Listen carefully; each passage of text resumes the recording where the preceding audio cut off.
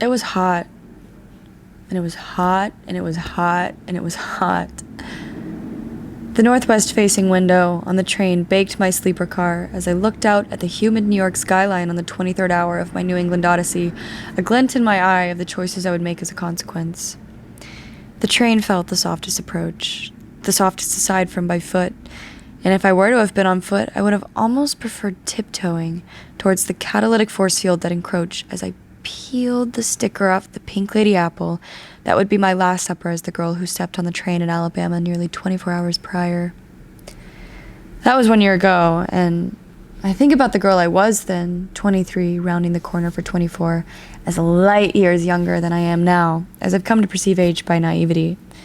To say I am not naive now would elicit a snide laugh amongst the versions of myself I've yet to become, but I was naive then in reality. The version of me who froze and froze and froze in place, but the version in my head who thought she had always been pursuing what was good. Not true, nor correct, but good. Each Saturday morning, no matter where I've lived, no matter what time I fell asleep the night before, I ritualistically walk myself and the biggest empty bag I have to the farmer's market. The act feels like a pilgrimage to the largest gathering of people who think they're going to live longer than anyone else. The going price for carrots is never something I've really considered because, as my orange palms could attest, there is no price I'm unwilling to pay. You know, I have a lot of trouble recalling my childhood, potentially a result of sustaining 7 concussions before I turned 22. 2 from soccer, 1 from skiing, 1 car accident, another on a hoverboard of all things, 1 on a wall. I'm forgetting the 7th. But I never hit my head hard enough to forget how much I've always loved carrots. Rarely ever cooked, always raw, sometimes clean, usually never cut, unless in salads, then always. I love having good, clean fun, and sometimes clean, good carrots. At the weekly turnover of each bunch, I can count on turning orange, just like a baby. You know, I'm jealous of babies. Not in a don't grow up, it's a trap kind of millennial jealousy. I love being grown. But jealous that people ask them, what's wrong, without expecting them to respond. And if they could respond, it'd obviously be like, oh, I'm hungry for mushy carrots. Not, how the fuck was I born with microplastics already in my body? Because to me, that's what's absurdly wrong. To be truthful, nothing is wrong with me. Nothing at all. When you don't budge an observable inch, sure, the stillness of your stature grows uncomfortable, but it's not wrong. Well, unless we're counting microplastics, then I'm with the hypothetical baby. What the fuck? But I, like a street performer, painted in gray, sitting on a bench with a tip jar in front of them, have not moved an observable inch from when I outstretched my arms and forfeited to goodness. Observable in a mental sense, I guess, because, yes, in the years since that train ride to New York, I have moved more observable miles than any other year in my life, a fortune I never thought I would unvault. But everywhere I went, there I was. I seasoned the hell out of all the food I had between London and Ireland, but not Milan or Paris. Learned that the U.S. bombed Iran from the terrace of my hotel in Lake Como, the place I also had my first 5 cigarettes, all in one night. And can I candidly add, they made me feel just as cool as everyone cautioned me they would. I had waited to smoke a cigarette till I felt like it made sense in context. The lake water was lapping at the stone steps at 10 p.m., and I had reached the point in the bottle of red that assures me that strangers are friends. So we talked to a boy who was catching minuscule fish in a square net with his brother and his dad, and used the only 2 Italian words I had on hand. Bravo! I'd take a drag. Buona fortuna! Self-imposed stillness has a wash of goodness over its rotten center. Nothing worthwhile comes from utter stillness. It's all just not bad. But not bad doesn't equate good whatsoever, and so my entire placated early 20s has been antithetical. By means of unavoidable benevolence, I afford myself the luxury of choice to turn my back to the badness that really has nothing to do with me, like people who inexplicably don't like me or my choices.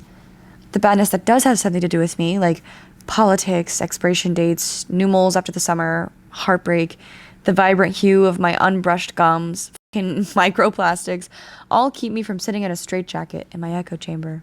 The point I'm trying to make is that I was, prideful in my pursuit of goodness, but seem to miss the obvious lack thereof in my pseudo-empathetic nature. I'm embarrassed to admit that I pursue what's good to everyone and everything, sure, because it feels nice, but really to avoid the guilt of inciting anything bad. I don't know where on the morality spectrum that falls, but on the nobility spectrum, it doesn't even reach considerate. But somewhere along the way, I decided imposition in the slightest equates to badness as a whole, and found that if you stayed still, completely still, that you'd combat imposition of others entirely. You know, one Saturday in my first New York July, slouching towards the park, I divinely picked up Slouching Towards Bethlehem by Joan Didion on the corner of Adelphi and DeKalb.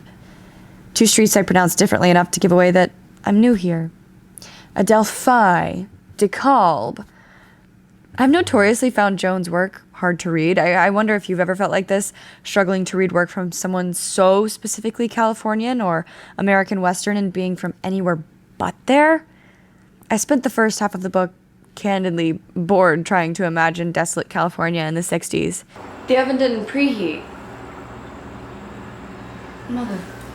As I begrudgingly worked through Slouching Towards Bethlehem because I felt like I had to, as divined by my procuring of the book itself, I reached the segment of the book with her personal essays and felt, instead of alienated by the prose, impersonated by it.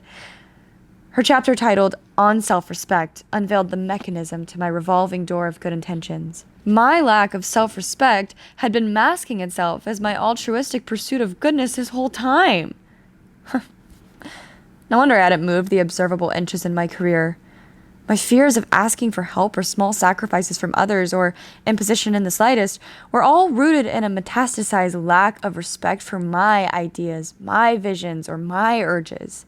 The phenomenon she coined, alienation of self, had caused me to find it impossible to return phone calls, texts, or emails, she says, because someone might want something from us. That we could say no is an idea alien to this game. Every encounter demands too much, and the specter of something as small as an unanswered letter arouses such disproportionate guilt that answering it becomes out of the question. A string of naivety stemmed from my heart and tied itself to the corners of my mouth, pulling up my toothy smile, wrapped down my arms, and tied my hands behind my back for the better part of my post-pandemic existence. I felt a lot older when I finished this chapter. I like how much of New York I've documented since my arrival. I knew each day would be marvelously unique and uniquely New York, and I wanted every kismet second in pen. I wrote one night in my first sublet in Greenpoint, Brooklyn, that my fear of imposition wasn't brave or considerate or evidence of any valor I possessed, and that it was a requirement that I sniff out the source if I wanted to accomplish anything at all in my new city. I seared the summer onto my chest and shoulders from lying in the sun reading Joan's chapter on self-respect over and over so that if I sustained concussion number 8, I wouldn't be at risk of forgetting it. People-pleasing is a parasite that I treat as a constituent. And part of my effort to resolve this is just confessing it to you. I felt like reading Joan's book forced me to spew about it, but I laughed to myself saying all this knowing it feels just like further justification for this plight. See? I told you there was a reason I was scared to self-start. I'm not just lazy. But I know that wouldn't be in pursuit of goodness, would it?